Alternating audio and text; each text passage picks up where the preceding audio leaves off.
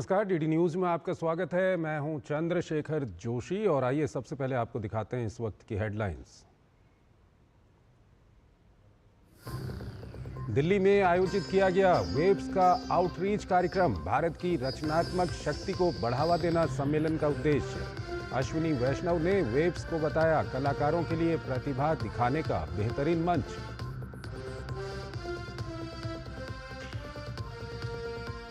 देश और दुनिया में होली की धूम। आज रात होगा होलिका दहन। वृंदावन और अयोध्या में बरस रहे हैं रंग। बीएसएफ के जवानों पर भी चढ़ा होली का रंग।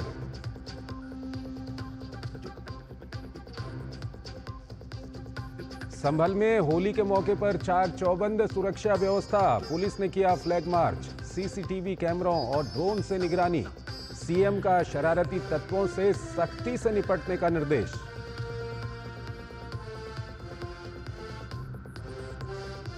ममता सरकार का एक बार फिर हिंदू विरोधी चेहरा आया सामने। शांति निकेतन सोनाझुरी हाट में होली खेलने पर लगाई रोक।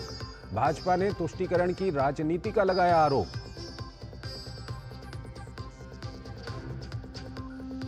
और तमिलनाडु की स्टालिन सरकार ने बजट से रुपये का प्रतीक चिन्ह हटाया।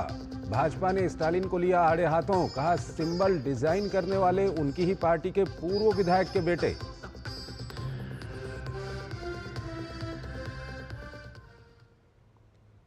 और आइए अब खबरों को विस्तार से देखते हैं। इस साल 1 मई से मुंबई में आयोजित होने वाले वेव्स यानी विश्व ऑडियो विजुअल एवं मनोरंजन शिखर सम्मेलन 2025 को लेकर केंद्र सरकार पूरी तैयारियों में जुटी हुई है।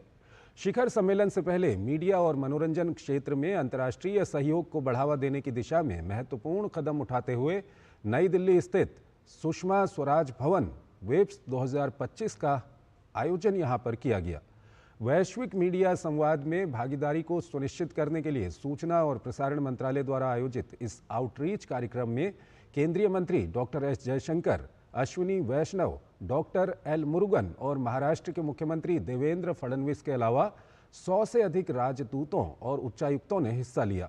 इस मौके पर सूचना एवं प्रसारण मंत्री अश्विनी वैष्णव ने कहा कि वेव्स मीडिया और मनोरंजन इंडस्ट्री से जुड़े नए क्रिएटर्स के लिए एक प्लेटफॉर्म का काम करेगा। Prime Minister gave us the vision. Can we look at this new world of creativity and technology, develop a concept where people from all over the world get a new platform, and that platform is basically for the new age creators, the creators who use technology and the creators who come from any walk of the life today. You don't need a large studio somewhere to be able to create something of very high value or very high entertainment value. That is the basic concept of waves. इस मौके पर विदेश मंत्री doctor S Jaishankar ने कहा कि media और मनोरंजन इंडस्ट्री तकनीक का उपयोग इंडस्ट्री में काफ़ी बढ़ गया है।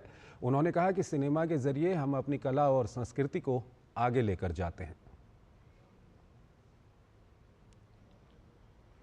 Throughout history, the shaping of narratives, or what we today call storytelling, the creation of perceptions, and the offering of entertainment has always held special importance. They define the self-perception, the self-image of a society, of a region, or even of an era. But they also determine how culture is nurtured and how culture is passed on to succeeding generations. इस मौके पर सूचना एवं प्रसारण राज्य मंत्री doctor L Murugan ने कहा कि भारत का मीडिया और मनोरंजन इंडस्ट्री आर्थिक विकास में ग्लोबल स्तर पर मदद कर रहा है। Today's deliberations have reaffirmed the crucial role that media and entertainment play in shaping narratives, drive economic growth, and fostering cross-cultural understanding. This dialogue underscores the importance of global cooperation in ensuring that the media industry remains inclusive, responsive, and innovative in an ever-evolving digital age. India, with its dynamic media and entertainment sector, is committed to being an enabler in this journey, offering expertise, infrastructure, and a collaborative opportunity for global stakeholders. और आइए अब बात करते हैं होली की। आज रात होलिका दहन होगा। हिंदू परंपरा के अनुसार होली से एक दिन पहले आज देश भर में होलिका दहन मनाने की तैयारी की जा रही है। बुराई पर अच्छाई की जीत के प्रतीक के रूप में होलिका दहन मनाया जाता है। पारंपरिक कथा के अनुसार हिरण्यकश्यप का ज्येष्ठ पुत्र प्रहलाद भगवान विष्णु का परम भक्त था। चूंकि प्रहलाद एक दैत्य पुत्र था, इसलिए हिरण्यकश्यप को पसंद नहीं था कि वो भगवान विष्णु की भक्ति करे। इसलिए हिरण्यकश्यप ने अपने पुत्र को मारने की कई बार कोशिश की, परंतु भगवान नारायण स्वयं उसकी रक्षा करते रहे। हिरण्यकश्यप की बहन होलिका को भगवान शंकर से वरदान स्वरूप ऐसी चादर मिली थी जिसे ओढ़ने पर अग्नि उसे जला नहीं सकती थी। होलिका उस चादर को ओढ़कर प्रहलाद को गोद में लेकर चिता पर बैठ गई, लेकिन दैव योग से वो चादर उड़कर प्रहलाद के ऊपर आ गई, जिससे प्रहलाद की जान बच गई और होलिका जल गई। कहा जाता है कि तब से बुराई पर अच्छाई की जीत के रूप में होलिका दहन मनाया जाता है। और इस सब के बीच देश में अनेक हिस्सों में होली की धूम देखने को मिल रही है। इसी कड़ी में उत्तर प्रदेश के संभल में शिव मंदिर में होली की मस्ती देखी जा रही है।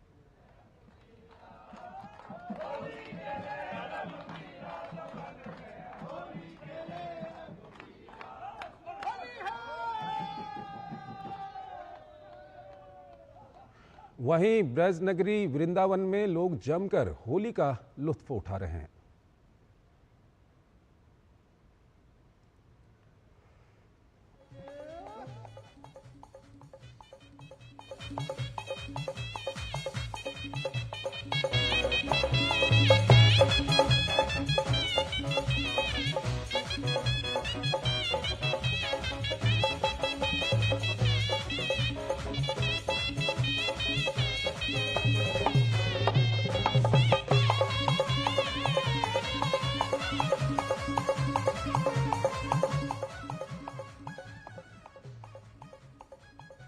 और बात करें अगर भगवान श्री राम की नगरी अयोध्या की, तो बच्चों समेत सभी होली का आनंद ले रहे हैं।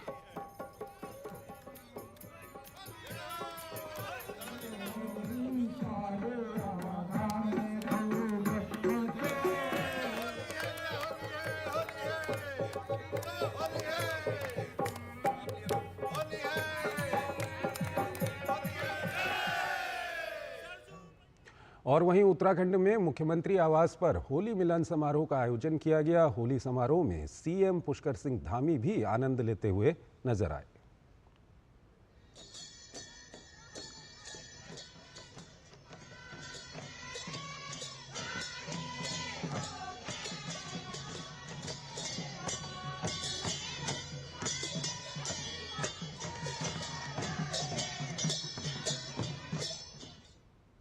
तो रंगों का त्योहार होली का असर पूरे देश भर में देखा जा रहा है। हर कोई एक दूसरे को अबीर गुलाल लगाकर होली मना रहा है और बधाई दे रहा है। इसी कड़ी में केंद्रीय मंत्री अश्विनी वैष्णव ने भी होली खेली और शुभकामनाएं दी।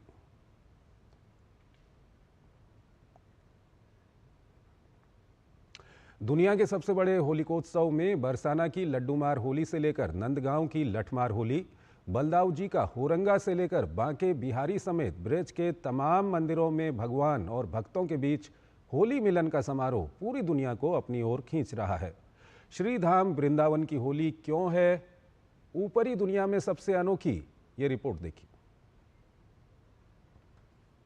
इस वक्त बरसाना, वृंदावन, नंदगांव में जो धूम मची हुई है होली की, पूरे तीनों लोक में कहीं नहीं है। वृंदावन की होली कैसे अलग होती है आप देख रहे हैं, यहाँ पर जो भक्तों और भगवान के मिलन की होली कही जाती है। गोपाल भैया थोड़ा बताइए कैसे अलग है वृंदावन की होली पूरी दुनिया से।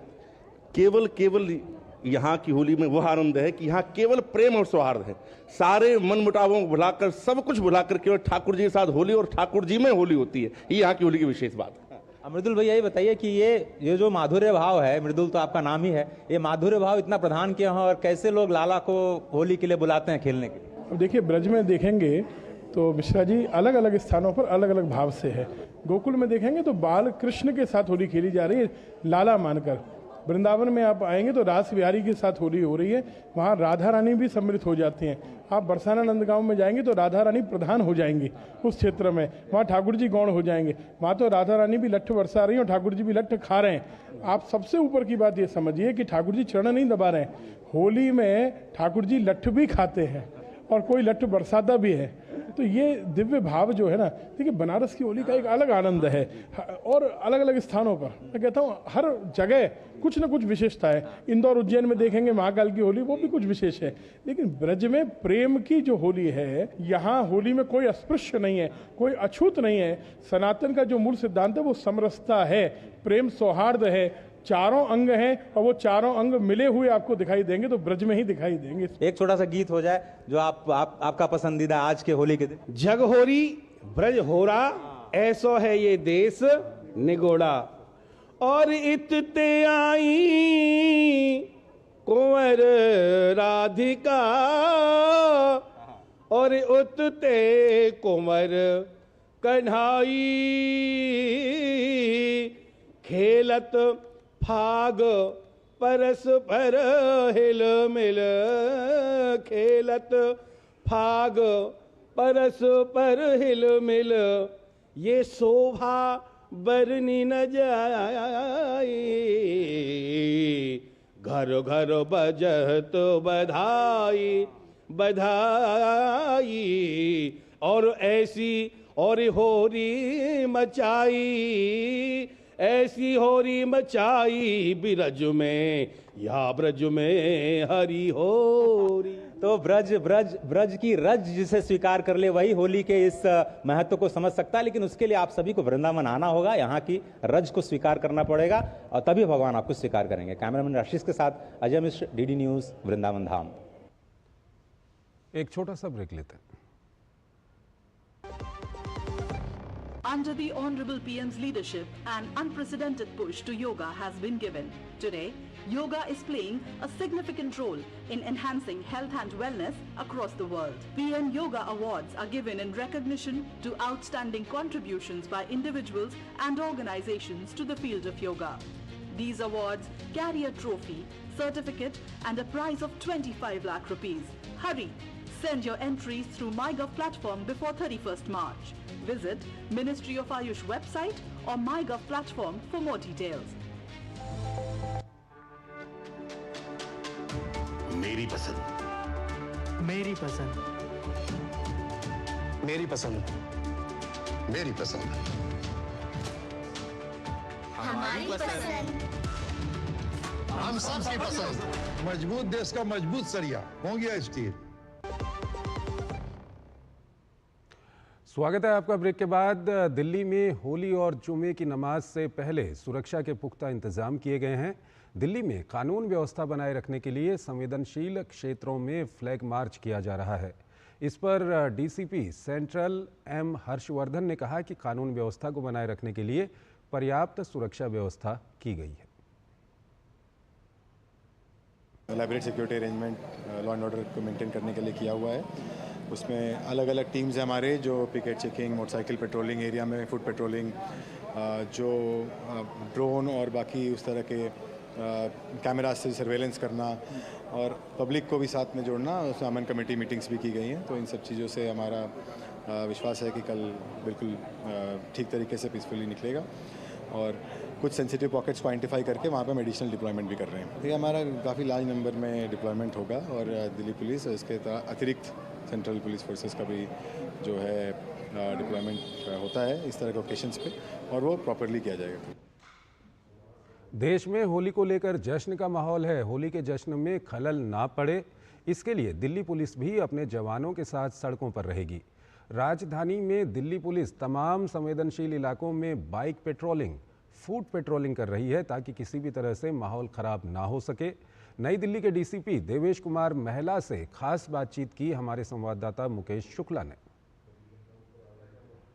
होली के त्यौहार को लेकर के क्या कुछ तैयारियां हैं, उस पर बात करेंगे डीसीपी न्यू दिल्ली से। किस तरह की खास तैयारियां हैं, क्योंकि कल ही होली मनाई जा रही है, आज छोटी होली है, क्या विशेष इंतजाम है?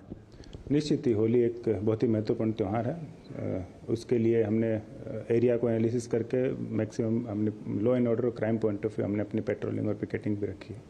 जो इम्पोर्टेंट एरियाज़ हैं उसके अंदर भी हमने अपनी स्पेशल पेट्रोलिंग डिज़ाइन की है।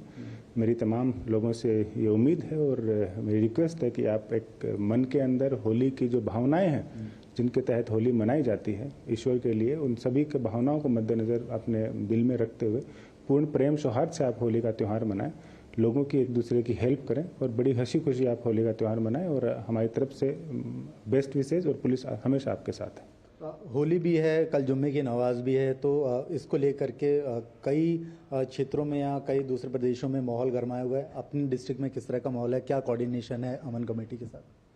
निश्चित ही हमारी जो अरेंजमेंट है वो सभी के साथ हम पिछले 15-20 दिन से हम पूर्णतः कोऑर्डिनेशन में हैं और पूर्णतः सौहार्दपूर्ण माहौल में एक दूसरे का साथ देते हुए मुझे पूर्ण उम्मीद है जितना हमने ग्राउंड पे वर्क किया और हमारी पेट्रोलिंग पुलिसिंग लगाई है उस हिसाब से बहुत ही संपूर्ण सांप्रदायिक सौहार्दपूर्ण माहौल से दोनों ही एक दूसरे बहुत अच्छे से त्यौहार को इसको मनाया जाएगा, चाहे फ्राइडे की नमाज रमजान में हो और चाहे महत्वपूर्ण त्यौहार होली हो। फीमेल्स जो हैं वो अपने आप को अनसेफ समझती हैं उस दौरान, क्योंकि कई हुड़दंगी जो है वो इस तरह का फ़ायदा उठाते हैं, बैड एलिमेंट्स बाहर आ जाते हैं। क्या कुछ उनके लिए मैसेज है कि दिल्ली पुलिस उनके साथ क्या ट्रीटमेंट करेगी? त्यौहार के अवसर पे कोई भी आदमी अगर किसी एंटी सोशल एक्टिविटी को करना चाहेगा हम उसके ऊपर बहुत ही सख्त एक्शन लेंगे, उसके अंदर कोई डाउट नहीं है। और हमने इसी के तहत मैंने आपको बताया था कि एरिया को मैपिंग की है, एरिया को एनालिसिस किया है depending on the past behaviour, और कहाँ पे कोई छोटा मोटा इंसिडेंट होता है उस हिसाब से हमने अपनी स्पेशल पिकेटिंग और पेट्रोलिंग भी की और हम खुद भी अपने senior officers inspector ACP DCP हम सारी अपनी पोजीशनिंग भी उस हिसाब से रखेंगे। जैसा कि कल होली है, तमाम तैयारियां हो चुकी हैं, होली खुशी से मनाएं और किसी भी तरह के बैड एलिमेंट्स को बख्शा नहीं जाएगा। कैमरा विनय तिवारी के साथ में मुकेश शुक्ला, डीडी न्यूज। प्रधानमंत्री ने देशवासियों को होली की शुभकामनाएं दी हैं। उन्होंने सोशल मीडिया प्लेटफॉर्म एक्स पर लिखा, आप सभी को होली की ढेरों शुभकामनाएं। हर्ष और उल्लास से भरा ये पावन पर्व हर किसी के जीवन में नई उमंग और ऊर्जा का संचार करने के साथ ही देशवासियों की एकता के रंग को और प्रगाढ़ करे, यही कामना है। और आइए अगली खबर की ओर चलते हैं। 3 भाषा फॉर्मूले को लेकर तमिलनाडु और केंद्र सरकार के बीच विवाद अभी खत्म भी नहीं हुआ कि स्टालिन सरकार ने राज्य के बजट से रुपये का सिंबल बदलकर तमिल भाषा में कर दिया है। स्टालिन सरकार ने इस बार राज्य के बजट से रुपये का सिंबल हटाते हुए इसकी जगह सरकार ने तमिल भाषा का सिंबल लगाया है। गौरतलब है कि देश भर में रुपये का सिंबल बजट का आधिकारिक प्रतीक है, लेकिन तमिलनाडु की सरकार ने इसे ही बदल दिया है। पहली बार किसी राज्य ने रुपये के सिंबल में बदलाव किया है। रुपये का जो सिंबल है उसे उदय कुमार धर्मलिंगम ने डिज़ाइन किया है, जो पेशे से एक शिक्षाविद और डिज़ाइनर हैं। उन्होंने 2010 में इस डिज़ाइन को बनाया था, जिसे आधिकारिक तौर पर भारत सरकार ने अपना लिया था। सबसे अधिक हैरानी की बात है कि उदय कुमार धर्मलिंगम तमिलनाडु विधानसभा में डीएमके यानी एमके स्टालिन की ही पार्टी से विधायक रह चुके हैं। एन धर्मलिंगम के बेटे हैं और तमिलनाडु के कल्लाकुरुची के रहने वाले हैं।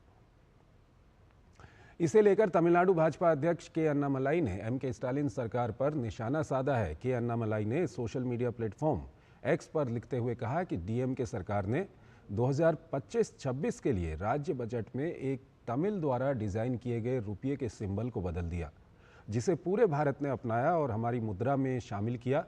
सिंबल को डिज़ाइन करने वाले थिरु उदय कुमार डीएमके के एक पूर्व विधायक के बेटे हैं।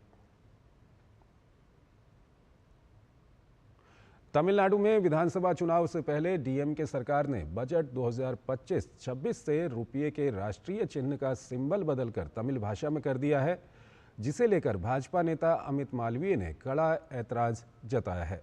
अमित मालवीय ने अपने सोशल मीडिया एक्स पर लिखा कि उदय कुमार धर्मलिंगम एक भारतीय शिक्षाविद और डिज़ाइनर हैं, जो डीएमके के एक पूर्व विधायक के बेटे हैं, जिन्होंने भारतीय रुपये का चिन्ह डिज़ाइन किया था, जिसे भारत ने स्वीकार किया था। मुख्यमंत्री एमके स्टालिन तमिलनाडु बजट 2025-26 दस्तावेज से भारतीय रुपये का चिन्ह हटाकर तमिलों का अपमान कर रहे हैं। इससे हास्यास्पद कुछ और हो सकता है। एक और छोटा सा ब्रेक लेते हैं। जब धरती चीर कर निकलता है लोहे का पत्थर और मिलता है मोंगिया के जोश से, फिर तपता है, पिघलता है और बनता है फौलाद। अब होता है सरिया सारी खूबियों के साथ। मोंगिया स्टील, मजबूत देश का मजबूत सरिया।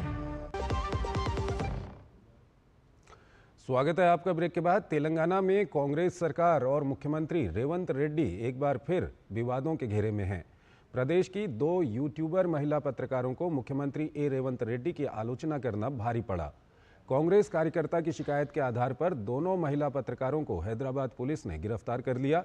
इन पत्रकारों को राज्य सरकार और सीएम की आलोचना करने के आरोप में हिरासत में लिया गया।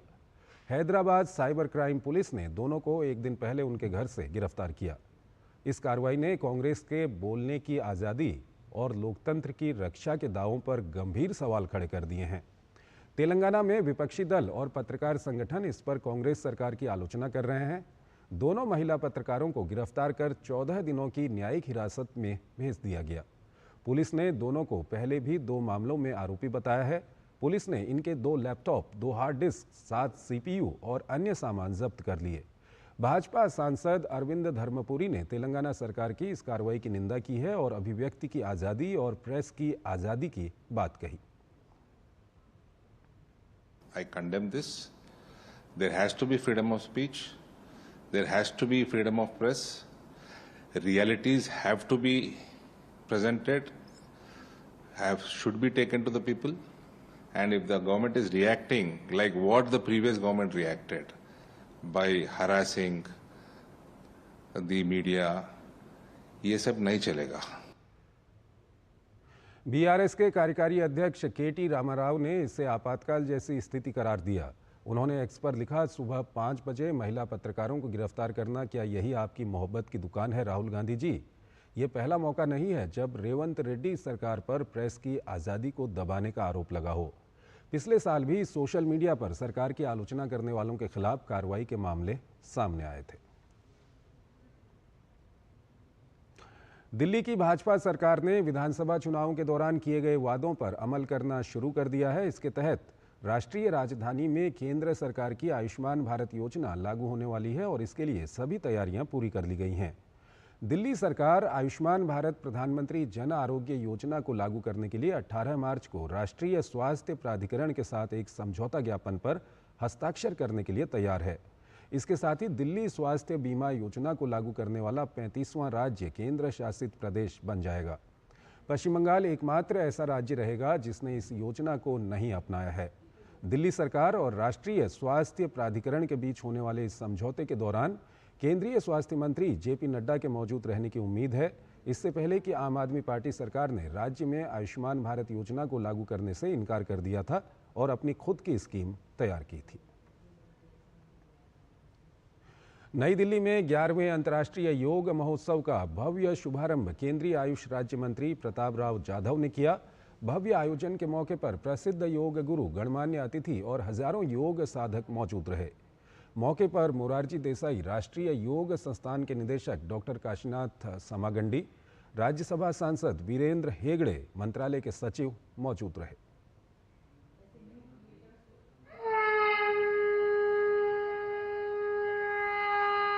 विज्ञान भवन में शंखनाद की ध्वनि के साथ 11वें अंतर्राष्ट्रीय योग महोत्सव का भव्य शुभारंभ किया गया। इस शुभारंभ के साथ ही अंतर्राष्ट्रीय योग दिवस का काउंटडाउन शुरू हो गया, यानी अंतर्राष्ट्रीय योग दिवस 2025 11वां संस्करण होगा। इस संस्करण के लिए देश के विभिन्न हिस्सों में योगासन, योग बंधन, योग पार्क, योग समावेश, योग प्रभाव, योग कनेक्ट, हरित योग, योग अनप्लग्ड, योग महाकुंभ, योग संयोग जैसे 10 विशिष्ट कार्यक्रम आयोजित किए जाएंगे। आज से 100 दिन के बाद में 21 जून यह हमारा योग डे आने वाला है। तो 100 दिन तक अलग अलग जगहों पे योगा के माध्यम से योगा के लिए, योगा को प्रोत्साहित करने के लिए और योगा हर घर तक, हर आदमी तक पहुंचाने के लिए अलग अलग इवेंट भी हमने तय किए हैं। और ये जो 11वां योगा महोत्सव 2025 होगा उसमें करोड़ों के संख्या में लोग कैसे शामिल होंगे, इसके लिए भी हम प्रयास और कोशिश कर रहे हैं। अंतर्राष्ट्रीय योग दिवस 10 साल के यात्रा वृत्तांत की याद दिलाता है, जब प्रधानमंत्री नरेंद्र मोदी ने साल 2015 में अंतर्राष्ट्रीय योग दिवस की शुरुआत की थी। उसके बाद दुनिया के देशों ने हमारी उस प्राचीन परंपराओं को अपनाया। जो तकरीबन 5000 साल पुरानी है। या कहें कि भारतीय योग अनेक युगों से होकर गुजरते हुए अधिक विकसित और व्याधियों से पार पाने में कारगर साबित हुआ है। योगा और आयुर्वेदा ये हमारे देश की प्राचीन चिकित्सा पद्धति है। योगा भी हमारे ऋषि मुनियों के समय से ही चलता आ रहा है और ये योगा को प्रमोट करने के लिए हमारे प्रधानमंत्री आदरणीय नरेंद्र मोदी जी ने 2014 में आयुष मंत्रालय की स्थापना की और इस आयुष मंत्रालय के माध्यम से योगा को पूरे दुनिया तक पहुंचाने के लिए यहाँ पर आप सभी को मालूम है कि वहाँ पर 21 जून ये पूरे दुनिया में योगा डे करके मनाया जाता है और दुनिया के कोने कोने तक भी हमारा योगा पहुँच गया है। ये योग की लोकप्रियता का पैमाना है कि पूरी दुनिया में 30 करोड़ से अधिक लोग योग करते हैं, जो मानव के स्वस्थ रहने की कुंजी है, जो मन के विकार और बीमारियों से लड़ने की ताकत देती है। योग की इसी ताकत ने भारत को दुनिया के सामने विश्व गुरु का दर्जा दिया है। योग हमारी प्राचीन परंपराओं का हिस्सा है और इस परंपरा को साल 2015 में अंतर्राष्ट्रीय पहचान मिली और उसके बाद से दुनिया के तमाम देशों में योग मनाया जाता है। और योगा के बारे में ऐसा कहा जाता है कि योग साधकों को तमाम विकारों या बीमारियों से एक तरीके से लड़ने की उनकी जो क्षमता है, ताकत है, वो बढ़ती है। कैमरामैन अनंत कुमार के साथ धीरज कुमार, डीडी न्यूज़, दिल्ली। तो इस बुलेटिन में फिलहाल इतना ही। आप बने रहिए डीडी न्यूज़ के साथ। नमस्कार।